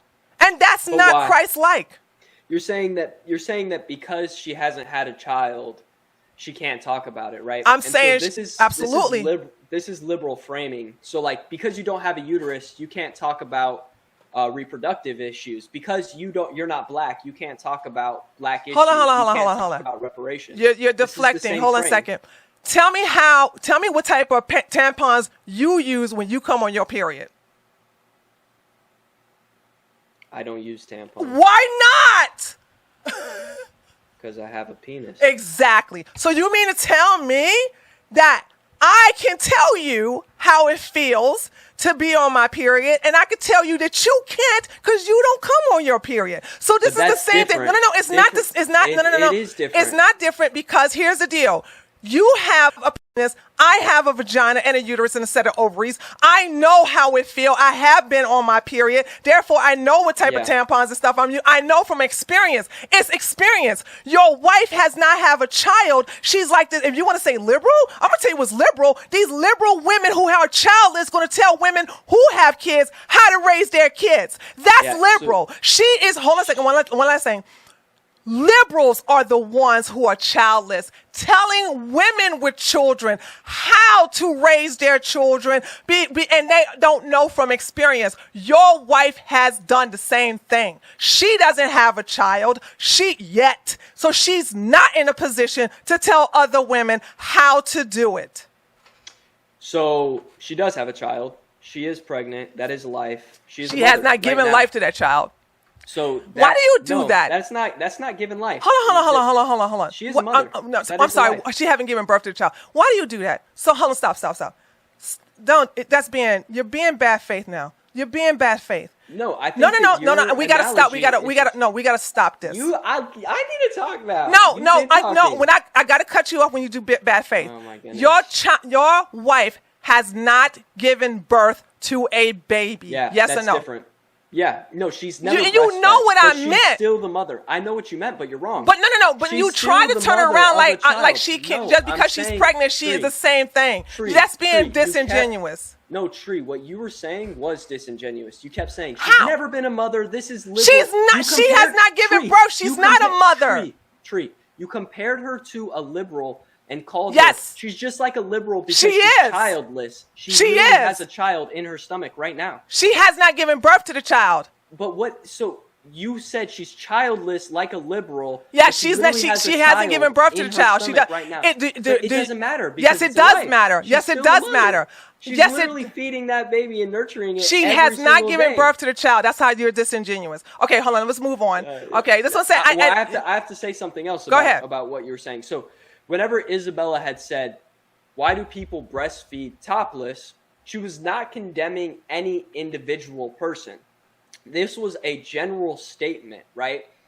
And the reason why she had talked about this was, and this is important to understand the motive behind why she had talked about this, was because that she's what's known as chronically online. She does not leave the apartment. She doesn't go out. She likes to stay in. She's not a super social person besides talking shit online, right? So she's been exposed to tons of women who literally, breastfeed their baby on TikTok or online to get OnlyFans subscriptions. And so she had saw that. She had decided to tweet. I don't understand why women breastfeed topless. That doesn't make any sense. She didn't say nothing about OnlyFans, though. I saw the tweet. I didn't say that about OnlyFans. No, she had seen it on. Okay, but we don't know the context to that, and therefore no one knows that. That's why you're being disingenuous. You're telling me. I'm being honest. No, you're not, because when she tweets out a broad statement like that, leaving the whole thing of, hey, I saw this woman doing this on OnlyFans, and I'm telling you, women who do this on OnlyFans for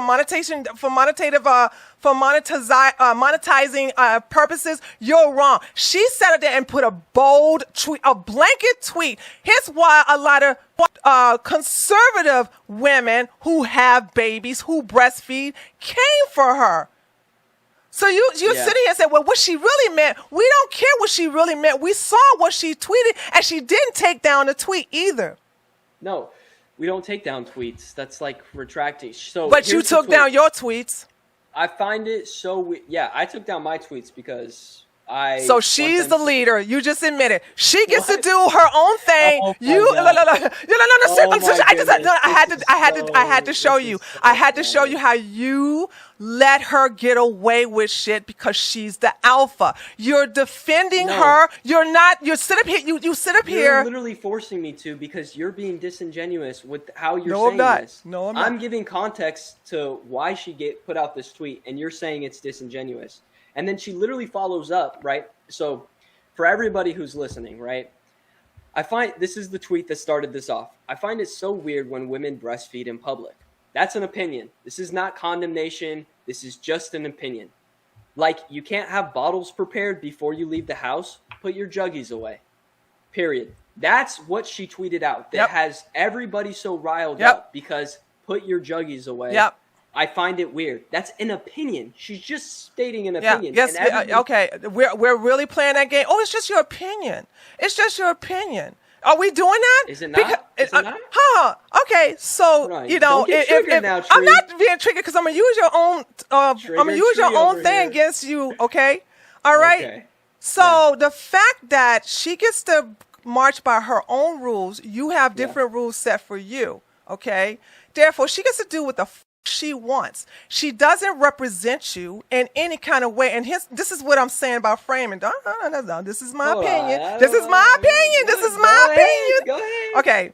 So when I say equally yoked, okay, I expect your wife, who's supposed to be submissive, but she's not, to basically reflect the alpha in the relationship and therefore not do her own thing and compliment her husband, not basically be the mindset of a single woman, a single alpha woman who is opinionated, which is what it's supposed to be against Andrew Tate, your new best friend, okay? Also, Nick Fuentes, you're also a new best friend. Don't like opinionated women, but I digress, okay?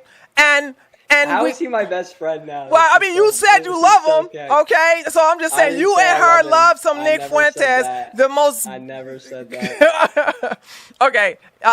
Anyway, so this is what I'm saying. It's like you do things the right way, and then when I expect your wife to follow your lead, and she doesn't, you make excuses for her for why she doesn't follow your lead. And that's why I say she's the alpha. She's the dominant one. She runs and she's independent. I'm sorry. Go ahead. That's all I want to say. That's why I said she's the alpha.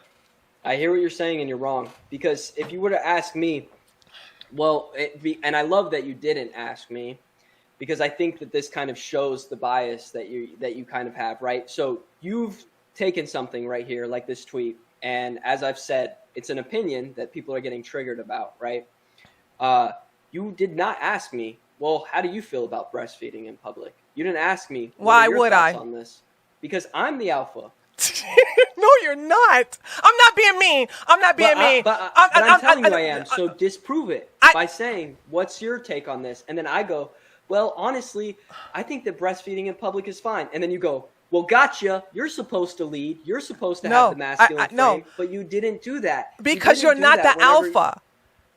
And the reason, I'm telling you how you would have disproved it by asking me, what do you think about this? And then as the leader, as the self-proclaimed alpha, I'm the self-proclaimed alpha, and I would have, as the self-proclaimed alpha, said, I don't agree with this tweet, and then you could have said, okay, but the thing is, I find it weird when women breastfeed in public too. I had a woman who lived inside of my house whenever she was, my family members were like, needed a home, and my dad's brother, his wife would pull out her boob topless and breastfeed her child as soon as my dad walked in, because she was doing this to try and get some attention from my dad.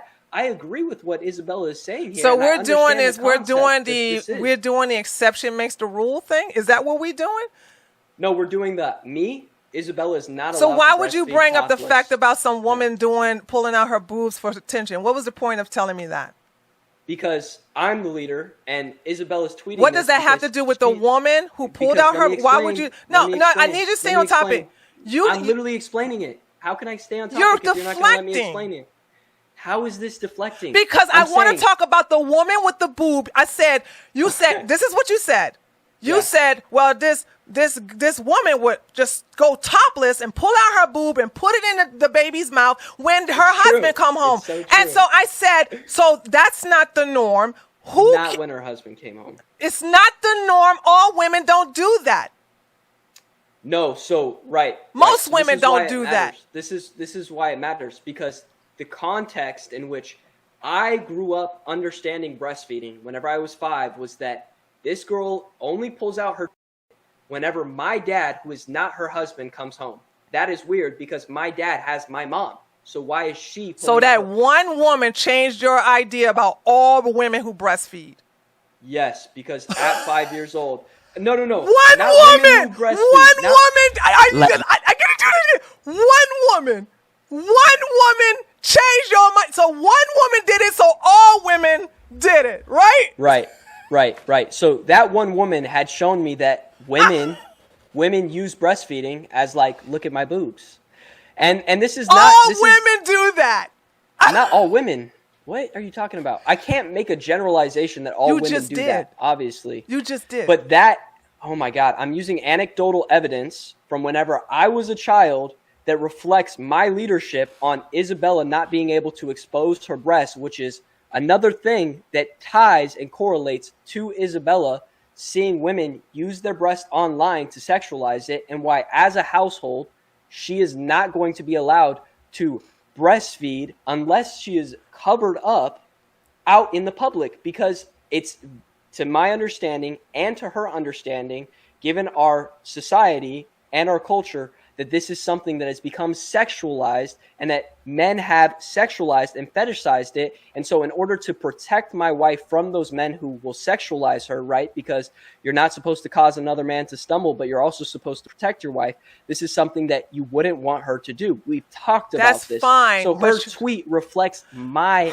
tweet. No. You are not my husband. No, I am boss. I am boss alpha energy. No, you're not. Here, hold on a second. Hold on. I'm not triggered. He's so cute with that shit. Listen, here's the thing. You're not our husband. She's not our preacher. She's not the authoritative position. She was not put in a position to tell us what the we're supposed to do. So my thing is, how you want your wife to be, you're supposed to, because that's your wife. All right. Okay. But your beliefs based upon this one anecdotal woman pulling her boobie out, that has nothing to do with the vast majority of women who breastfeed. That's the thing. So, right. So this is what I'm saying is, had your wife just like not have harped on the whole trad wife, sure, nobody would really care what she has to say, but she's actually coming out as if she's the authoritative figure here, who's in a position to tell women who breastfeed how that they don't put their jiggies out and breastfeed. Right.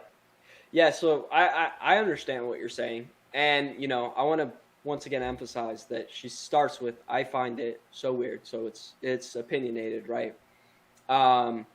And yeah, like as Americans and as people who live in this society, we want society to reflect values that we have. This is something that probably you as an atheist and me and a Christian, whenever we really take a look into conservatism, we really disagree on, which is the Christians did this too. Christians pulled out the whole breast. Please go look at my friend's Rebecca. She actually listed, and your wife ignored those receipts. She listed actual Catholic women, completely modest, and they got a big old boob out with the baby sucking on it. There's paintings in Italy. There's paintings in France of white women who are modestly, I mean, you can even see their ankles, right. But you can see the whole big boob. So this is Christian. This is just basically you all, but she's not a Christian. That's the reason why she can sit up here and pretend to be one and condemn actual Christians who live by tradition. So I think I already covered this whenever I said that women have actually sexualized this and used it to get OnlyFans subscriptions. And because of mass amounts of this has been fetishized. And she actually talks about this, I think, in a couple of her tweets too, because I remember like helping her with it. And I was like, listen, maybe these Catholic photos from, 300 years ago, sure, it's 2,000 years ago. 2,000 years ago. Wow, even it makes my case even better, right? Because 2,000 years ago, there weren't women on TikTok pulling out their breasts to breastfeed their children so that they could get OnlyFans subscriptions. Now it's become people. 2,000 years ago, there was a TikTok? Exactly, right? There wasn't. So now times have changed. Things are different to where we need to protect. You're saying every woman who breastfeeds is on TikTok. That's exactly what I'm saying. Okay, listen. How many months is your wife? Man, today is 19 weeks. 19 weeks. Yes, did she get a sonogram yet? Sonogram? Have we seen the baby? Yeah. Yeah. Okay. This is my personal question. Will the baby be raised vegan, or would you guys have the baby eat meat? So if the baby is a girl, vegan. If the baby is a man, meat. It's pretty interesting. So I'm almost convinced that like Isabella's eating habits are pretty good for women, and like I would want my daughters to embrace those eating habits. But as of right now, I do have her eat meat because she's pregnant, and like it's good for the placenta. Placenta. Mm-hmm. Placenta, yeah. So Nuance Bro sent me a video about like vegan placenta versus meat eaters. So that really scared me. Why would you want your little if you I think that's not if you don't want your son to if you want him to eat meat, why not have the little girl, your daughter, if you have a daughter, why would you not want her doing that too? Why would you want her to be vegan? Because why Isabella is vegan or vegetarian is because it's hard for her she has this strong compassion towards animals.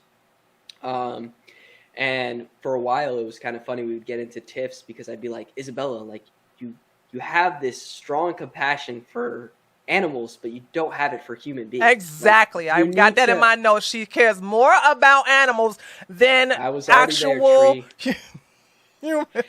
So I would like talk to her about this, and I'd be like, Isabella, you need to have more compassion for humans. Like, I understand that there's this innocence to animals, right? And ingrained in her was kind of this like, biblical understanding of like, killing animals is really messed up because animals are not bad. Like there's nothing about them that are wrong, but she saw the evil in humans. She saw the.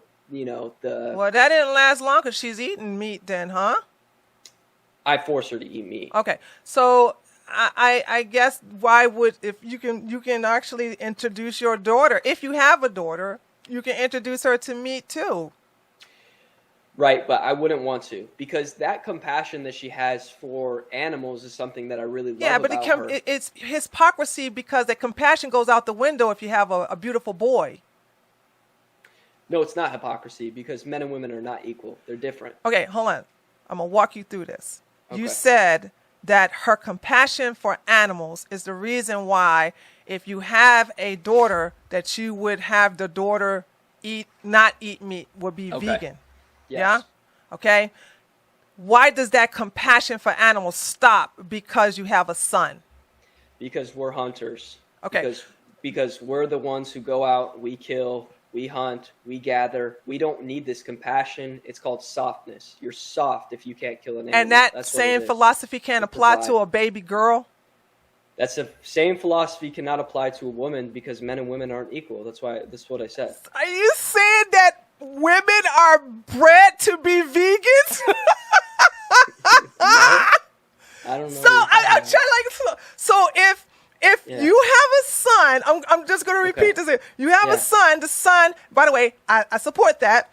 The son will not be vegan because you are hunter gatherers. Damn that daggone compassion for animals because you got to feed your son meat.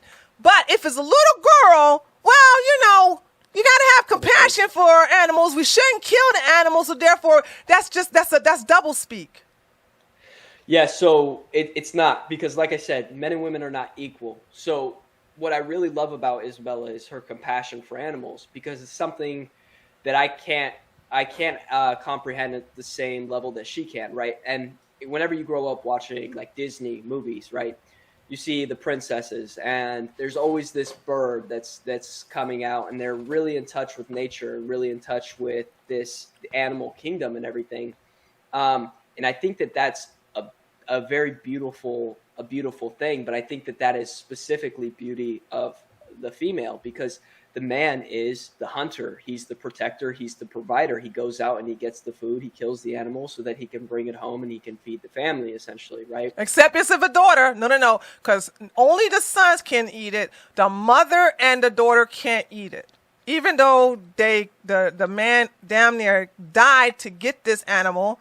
Okay, the men can eat it because, for some crazy reason, I never read this, but for some crazy reasons, because my biology as a woman, X chromosome, means that I am not supposed to eat meat. No, you definitely should be eating meat. But no, I think that Isabella has this like compassion and this connection with nature that I really love. And like animals, even whenever we go out on walks and stuff at night, like bunnies and stuff, like they really like her. And we recently lost our cat when we were going out to go find him, and this little baby kitten came out and jumped right into my wife's arms, and like she's always had this in tune kind of touch with nature that I've always thought was really beautiful. And I think and maybe you're ripping apart my philosophy right now and you're triggering me. But, I think that some of that can be correlated to the fact that she tried, before she was pregnant, she didn't eat meat because she was like, I don't want to do this. Like, I don't want to eat a dead animal. So, yeah, This is why I say y'all are not equally yoked. Okay. You were Christian. She's an atheist. She's vegan. You're a meat eater. Okay. She's very vulgar, very confrontational. She's very vile. You are not that. Okay. All right. I'm confrontational. I'm vulgar. I've never seen you vulgar, and I've never seen you confrontational. And so I'm on this podcast. Yeah. Right now after I bitched about you about blocking me. You know what I'm saying? That's why if you're I here. wasn't confrontational, why wouldn't I be here? No, Because we're not having no confrontation. And remember, this has nothing to do. Hold on. Wait. Wait. This is not confrontation because remember, you blocked me. Yeah. I didn't put you on blast. I actually came after your wife, as always. Yeah. I'm always using an excuse to come after her. But the thing about it is, this is what I put in my tweet. I was having a sincere, good faith discussion with you. And I said, and then Isabella came into your room and told you to block me. That's what I said. Yeah. And so that's what so I was like, right. Nah, I don't see you being confrontational, actually. Right. So, I came on here and I instead of just blocking you, instead of just in your mind, right, what you thought happened, my wife comes in here and she goes, block Tree of Logic. We don't like her. We don't like that woman. Block her right now. And I block you, right? Well, if I was not a confrontational person, I would have just blocked you. Because you did block me! Let me finish. I would have just blocked you because my wife said so, and I don't want to confront my wife, so I wouldn't have unblocked you, right? And then I wouldn't have come on the show because I'm not confrontational, and I don't want to confront you about lies. But I am a confrontational person, and I am a vulgar person if I have to be, and if it comes to that point. When did you? Can you give me a link where I can see you vulgar? Vulgar. Yes, I can. I'll send you this video of me getting into a fight a couple years ago, like whenever I was 17, and me like beating the crap out of this dude. Wow. You got to go to where you were 17 to where I could just go from last night with your wife. Woo, child, let me tell you, I love to hear it. Love to hear it. Aren't you? I swear to God, you're so Christian. Because I'm telling you, you got to go way back there. Asked me. No. No. I agree with you. No, I agree with you. What I'm laughing at is you got to go to 17. You're 20 years old. You got to go all the way to 17 years old where you were confrontational, where all I got to do is to win. Because, hold on, let me just say this. You in that fight is not Christ-like, okay? But, so that's why I said, to show that you are a decent person, even I can't believe you like some damn Nick Fuentes, but that's another story, and Andrew Tate. But anyway, the fact that you got to go way back at 17 and show me the devil side, the Satan side, right? All I got to do is look at something your wife did last night. All you got to do is look at something I did last night. What? Like, I don't... Okay, last night I was just thinking about how... I mean, I don't know. I couldn't give you, like, specific examples, but have you heard Have you ever watched Dexter? No, I should watch it, though. I like this comparison, and I think that this is a good point. Dexter is this serial killer, and he has this thing about him that he calls the light, and that's him as a father, and that's him as a brother. And then he also has this thing he calls the dark passenger, and that's something that's inside of his brain that, really is addicted to killing people. And I relate to Dexter because it's very obvious that we all have that dark passenger. And whenever you say, oh, man, you have to go back 3 years to find this dark passenger, well, realistically, you have to go back to like 2 days ago whenever I got mad at my wife and we butted heads and I had to, I don't believe that. That's not, if you can't, I just don't believe that. So we have and the Bible describes it as flesh and spirit, right? Mm-hmm. So you have this flesh, and it's the desire, it's the part of you as a man that looks at a woman and you see her ass and you're like, damn, that's a nice ass, right? And then you lust after that girl. And that's your flesh. That's the devil side that you keep like talking about, right? And you look at me and you keep saying like, no, people would be led to Christ through you. Like you can look to you and you can see a better example. And I'm saying, no, Tree, that's not true, because it's not about me. And if you keep looking at me and if you keep coming to me and thinking, man, that's who it is that we want to be like. That's who. Well, why? No, I didn't say like that. Me? But you said I'm saying if somebody. God, no, right? I said somebody Christ-like, is right. No, I said if you are living Christ-like and somebody a heathen, is looking to find a way to Christ, and they see that you're living according to the scriptures. You are actually reciting scriptures. You are not confrontational. You are not vulgar. I don't care if you got to go get a daggone thing 3 years from now. That's fine. But what I'm saying is that somebody would look and say, if I have a question or if I need to know the way, that person can send me that way. That's what I'm saying. That I didn't say you're going to save them and baptize them and you basically say, hey, let me introduce you to Jesus. He's my next door neighbor. Hey, Jesus, come on over here. I didn't say any of that. I'm just saying that as of now, tomorrow you may be crunked up and start, basically telling a bunch of penis jokes and all this other stuff, and that's fine. But I'm saying, as of what I have seen so far, I see you acting more Christ-like. So therefore, if somebody is looking to find Jesus, they are more prone to come to you, not your wife. Yeah. And did you too? Yeah. So hold on. I asked a question about this is it for the long haul. So there's no prenup, there's no divorce. What do you mean there's no prenup? Like, did you two sign a prenup? What does that mean? No, we didn't sign that. So, okay. No, there's no divorce. Okay, that's what I wanted to find another way of saying, like, under no, because that's how my marriage is. There's no divorce. Okay. Yeah. Right. Exactly. So there's no divorce. There's no like. But me and my husband have a prenup because we own stuff. Right. Yeah. But there's no prenup because we have one bank account. We have everything is joint together. There is no independence.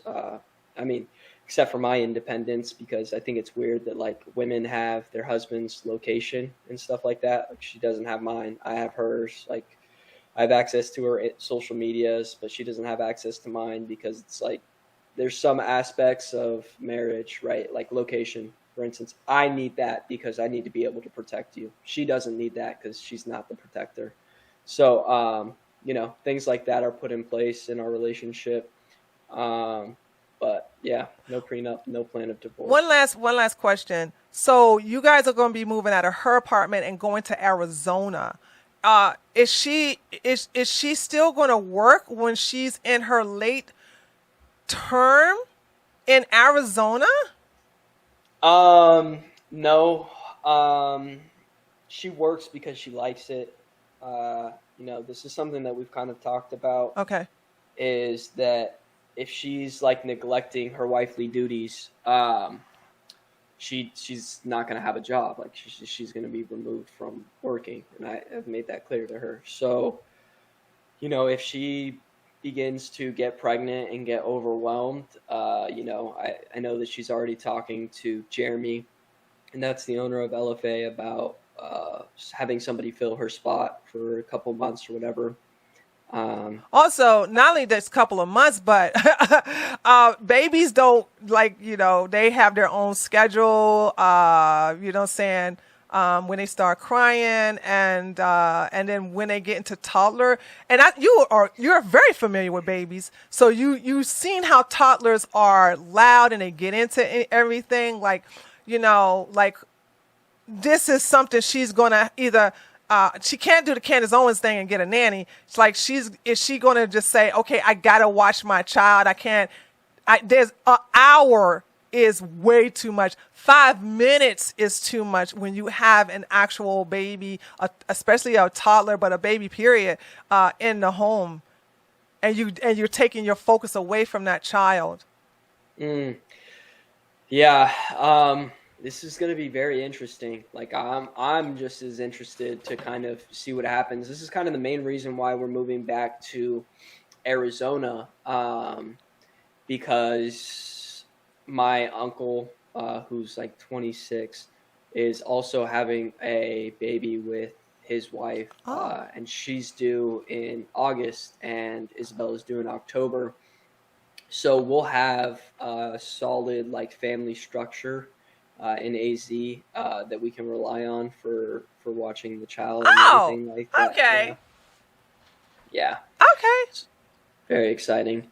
But I'm interested, I'm interested to see what happens. Isabella is a worrier. Like, she worries a lot. And this is something that I've kind of talked to her about, where I'm just like, when this baby comes, are you going to start like worrying all the time? And she's like, no, like I'm not going to. And I just know how moms are with their first child, like growing up in the church. You just see it. They just turn psychotic. And I'm just like, you cannot turn psychotic. Like isn't she already psychotic? Well, not more psychotic, Yeah, she's gonna be overprotective. You guys are gonna baby proof everything. She's gonna read the labels. She's I used to be a vegan, so I know how that is. She's gonna read the ingredients labels on everything. But most of all, it's more than that too. Like I said, she's able to do that while the baby is in her tummy and do an hour. But like I said, when that baby come out, That's gonna be a hard thing to do without help. But if you guys are going and doing a bigger family, which is something good, then that's Right. one last question. So, how does because she was real close to her dad. How did her dad feel about not being there to give away her to you? He was pissed. He was very upset. So I didn't ask for his. Yeah, you didn't ask for his approval. hand. You didn't ask him if he can have her hand in marriage. So. Nope. So I called him right after and told him, and he was like, "What the fuck? Like, why can't you guys just get married? Why can't you guys just date for like a couple years?" And that was kind of all I needed to hear, because it's like, what do you mean date for a couple of years? Like, I'm waiting till marriage. Like, I want to get this thing moving. But do you think he has a point? Because if you two weren't living together in her apartment, that you would be so tempted, I'm not saying you married her so you could have sex. I'm just saying that the temptation there would not have been there to rush into it. No, the temptation was there before I even lived with her. Like, it was already getting to a point where I was like gonna break up with her even before I was living with her, because I was like, if we don't get married, like, I'm not going to keep, tempting myself. And so once she had basically said, like, no, I want to get married to you, I was like, okay, well then if we're going to get married, then I'm not going to depart and split things off. But like, I'm not just going to be here to like mess around and hang out. Like, that's not what I want to do. Like, that's not what I'm about.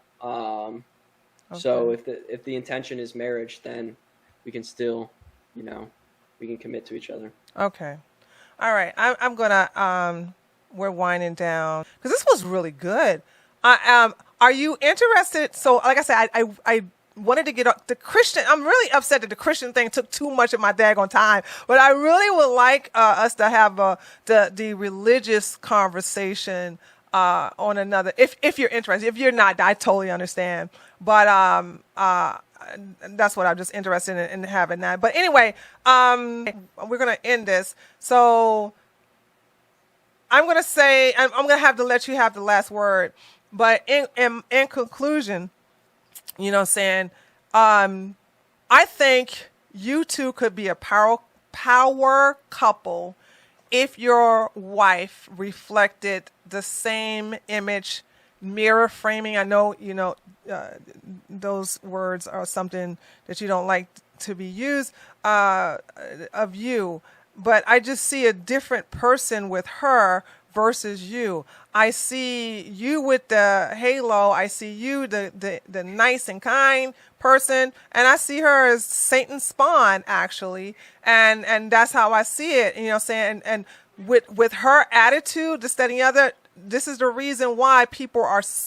I think the last straw was the booby thing. That was when our side, because I've been messing with her anyway, but that right there was like, we're done with her. I think you guys could get more people another way. You're rebranding. Why can't she?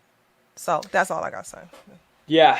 I think that you're right to some degree. And, I think that this week was the rebrand, and based off of Sunday, and then based off of kind of the reactions that we were getting from some of these tweets online. And, like I said, Isabella is a woman. She got emotional on Twitter like most women do. And she, went after some people that we're friends with and that I was not happy with. And I told her, like, text this. I sent her, somebody's phone number. I was like, text her that you're sorry, that you're emotional, like, apologize, because it's not okay. And, we're on that path for sure. And, I think that this was a fun conversation, and I'm excited to come back on to talk about Christianity. Yay! Because I didn't know if you're like, oh yeah, Tree, you kept taking me out of context. I was like, I ain't never coming back. But see, as you see, I kept my words. Like, I didn't call you out your name, whatever, this, any other. I'm just saying we got passionate, but